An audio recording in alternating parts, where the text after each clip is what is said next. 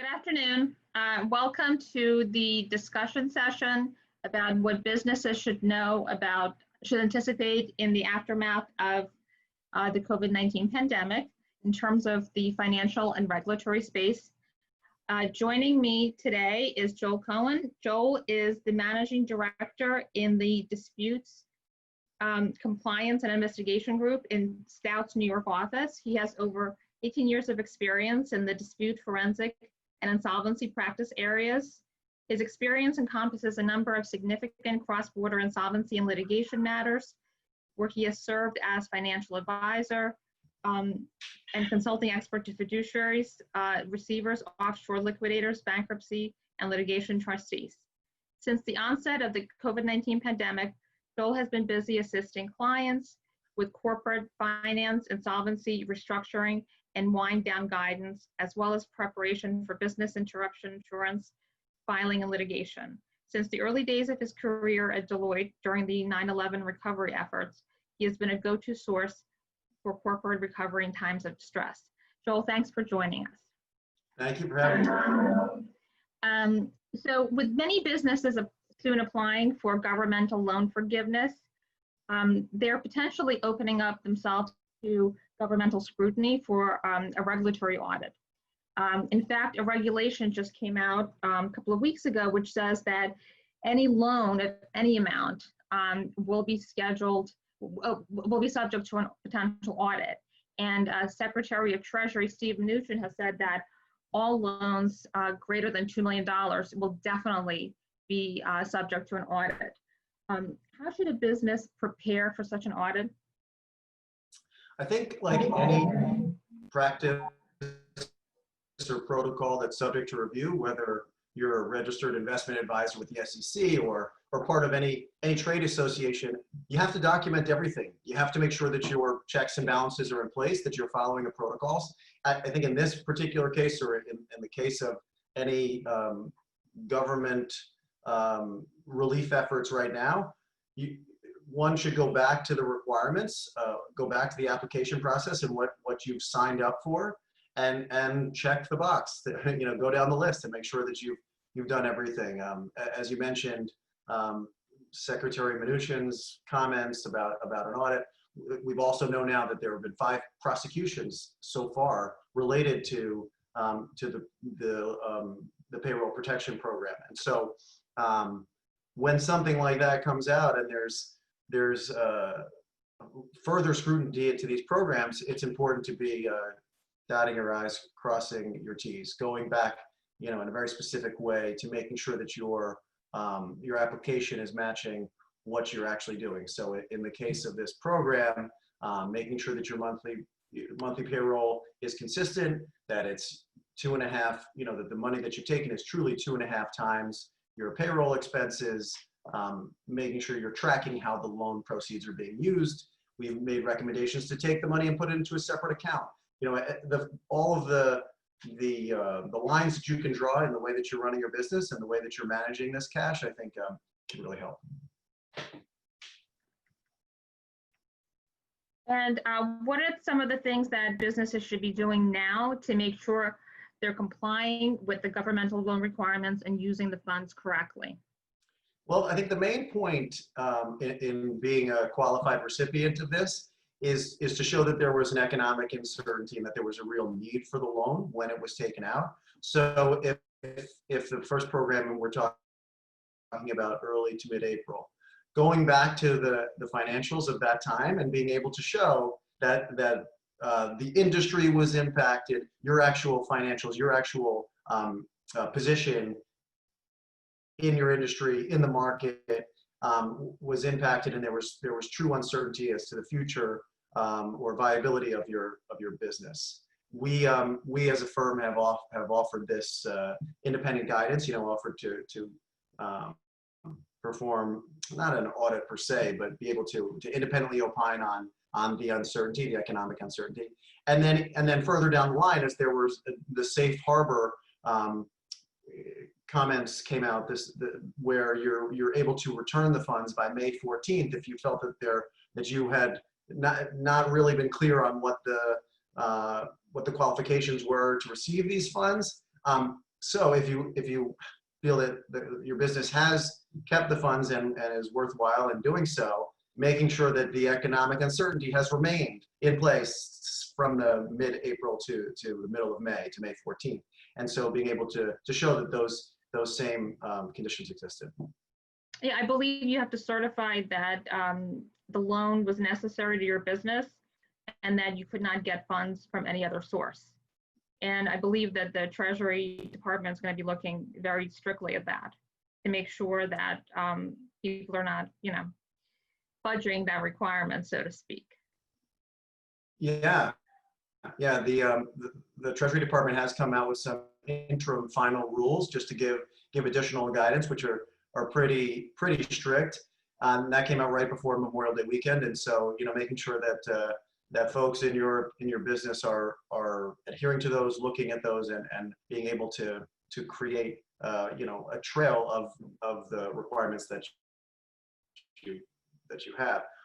And also, just this past Thursday, the House passed or proposed a bill where many of these concerns will be addressed. The small businesses that are participating in the CARES Act, they can reduce the amount of the loan that actually needs to be spent on payroll from 75% to 60%.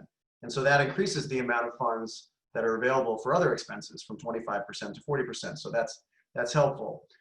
These expenses, just to be clear, they include rent, mortgage payments, utilities, and interest on loans. And so as we're kind of helping people prepare or making sure that folks are documenting these things, I have it in a separate account or have those expenses parsed out and a clear paper trail of the invoicing and of the checks that are covering that those expenses. I think that the change that the House has proposed is less than the 50-50 level, which is a lot of small business advocates and associations were seeking, but it's an improvement and it's something better. There are a couple other other components to the bill I think that are helpful. It extends the window that businesses have to use the fund from 8 weeks to 24 weeks. So that's great. Yeah, so that's going to help a lot of businesses, especially the ones that have to be shut down as non-essential businesses. Right. And another component, they pushed back the June 30th deadline to rehire the workers that may have been furloughed or let go from June 30th to December 31st. So that's great. That's great. That's going to help a lot of hopefully businesses in the hospitality industry. Right. That are closed now in most states and can't really rehire most of their workers. Yeah, it's really difficult to have a federal legislation apply across different regions impacted in different ways, states with completely different reopening phases and programs. And so it's hard to get a one size fits all, but this is attempting to make things easier for small businesses. And what other guidance would you be giving businesses? I think based on some of the things that I'm saying, the Treasury bill has a set of rules that are coming out that are interim final, or the House that's proposed and passed a bill that still has to go to the Senate. The point of all of this is that it's ever changing.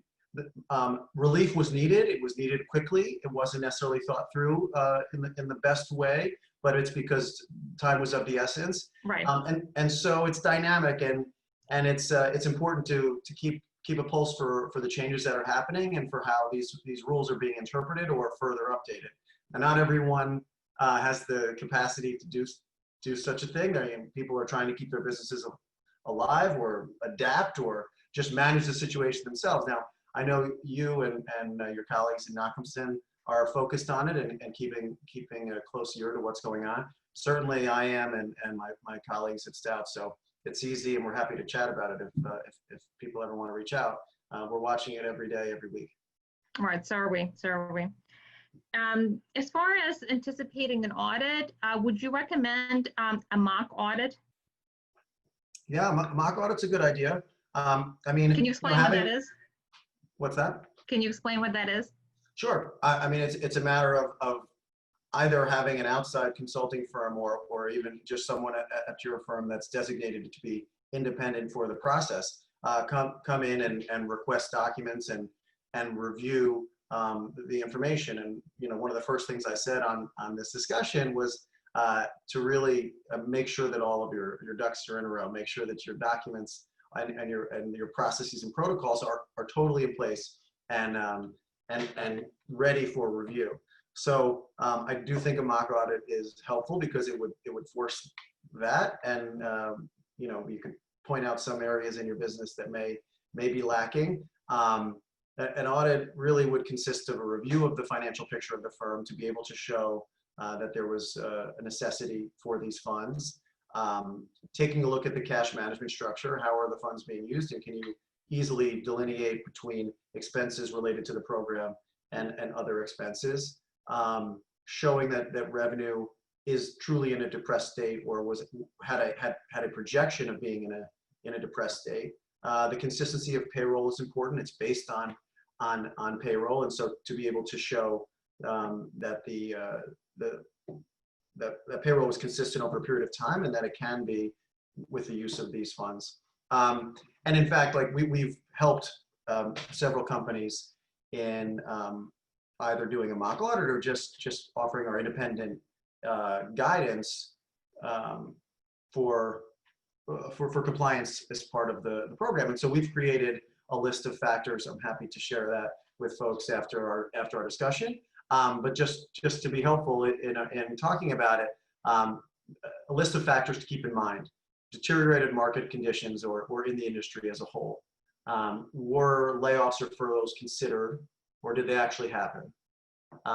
Were there alternative methods of raising capital? You know, was it just putting your hand out to the government, or was there truly an effort to figure out a way to restructure credit or figure out other lending means, and were things so extreme that was necessary?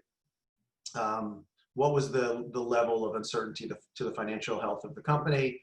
If you're a professional services firm like a law firm or something like that, was there truly a decrease in billable hours? Or if you're, you know, a bricks and mortar kind of company, what did revenue look like? What were sales looking like? Was the pipeline totally depressed? And what were some of the other alternative methods of cost savings? Like, what have you done as a business owner or as management to a company to try and help keep the business alive? Unfortunately,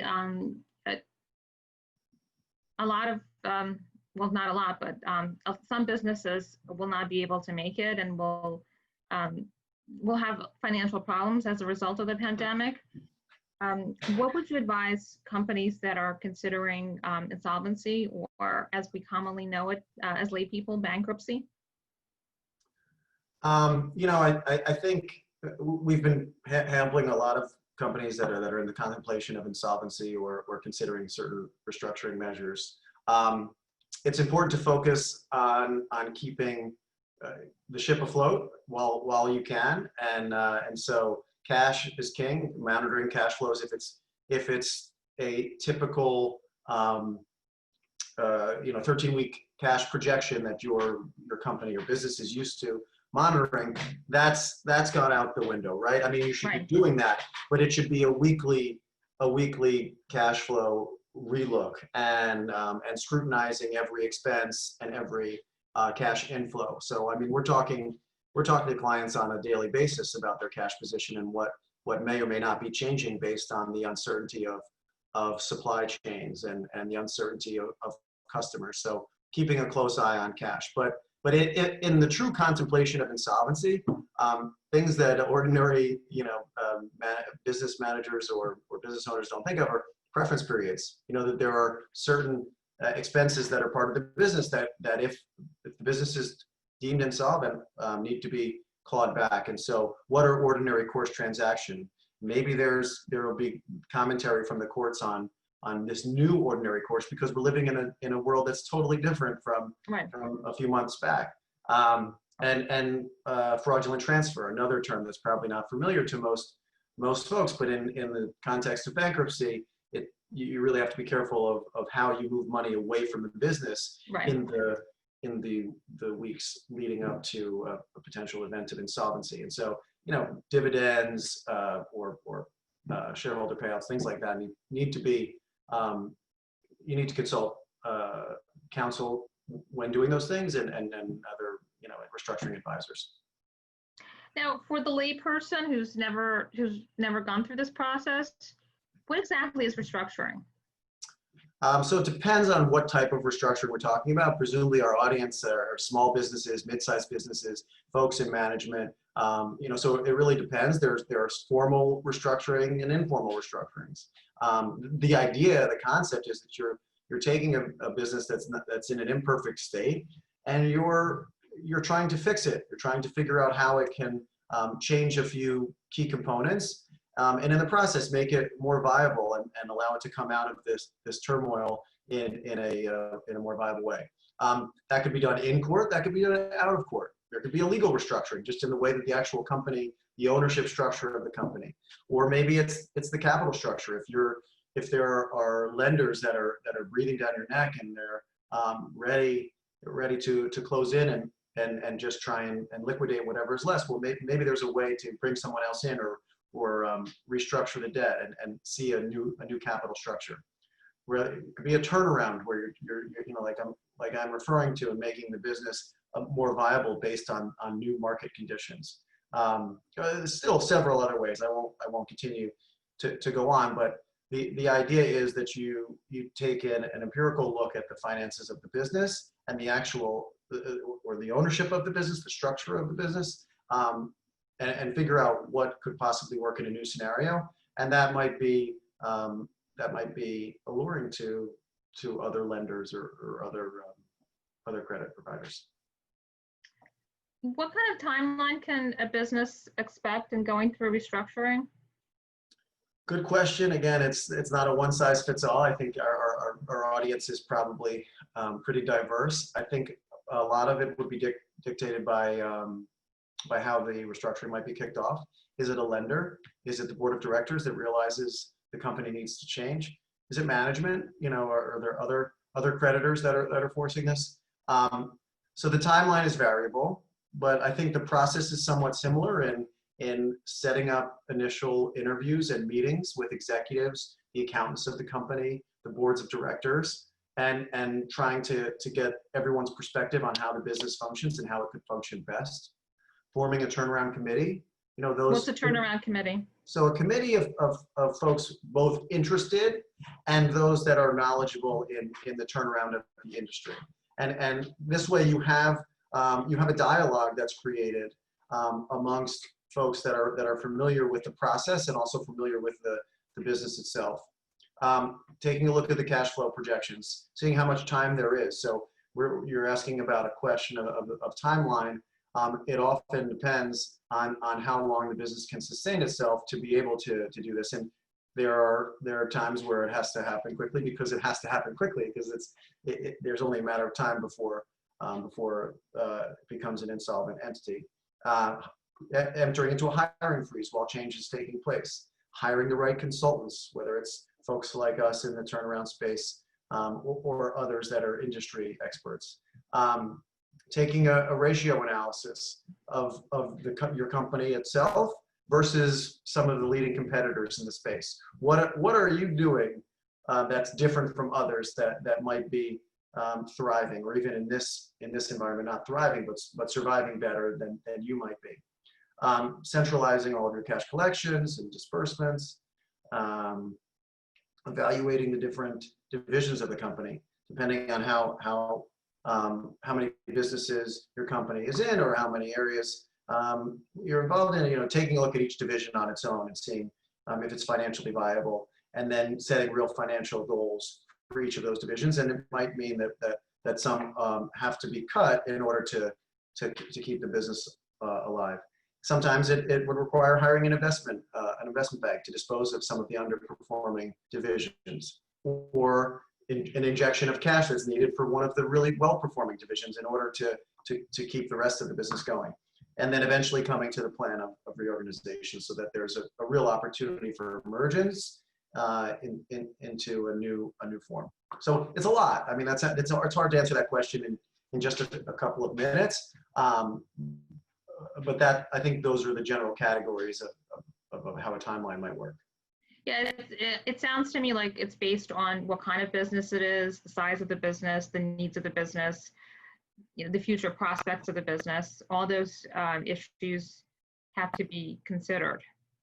Yeah, and during this time, it's interesting because businesses are adapting in so many different ways. I mean, you pick the industry, right? If we're talking hospitality or restaurants, okay, so now the fanciest of restaurants are offering all these different packages of takeout, or or the work from home model for different businesses. I think this pandemic has impacted all industries, and everyone's adapting. So what your business may have looked at before this to restructure and some of the faults of the business, an imperfect business prior to this happening, is completely different than the way it may be functioning over the past 10 or 11 weeks. Right. So it sounds like businesses really have to be flexible. Yeah, that's not easy, especially closely held businesses or private companies that have been run in a certain way. So. Of course.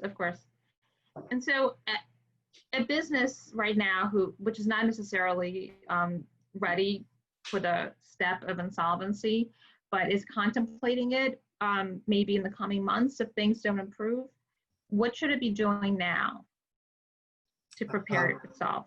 Yeah, I mentioned earlier that business owners, management, the accounting, the finance function of a lot of these firms have been so focused, and I'm sure that resources are pulled in all different directions because of the pandemic.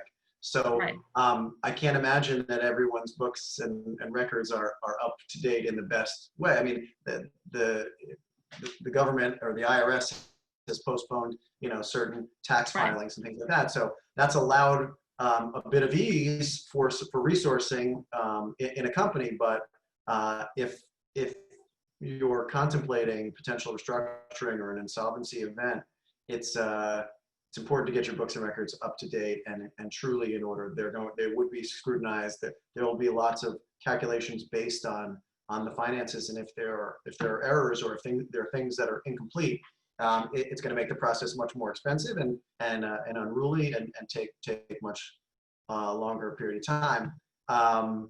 Evaluation of your credit. What lending options might be out there for you, and do you really have a sense of the credit availability for your business? If we're talking about a business that hasn't carried much debt, in theory that's a good thing. But if you haven't developed the appropriate credit, and now is a time where you really need a loan to carry through the next 6 months, 2 years, whatever it may be, having a better handle on credit will be important.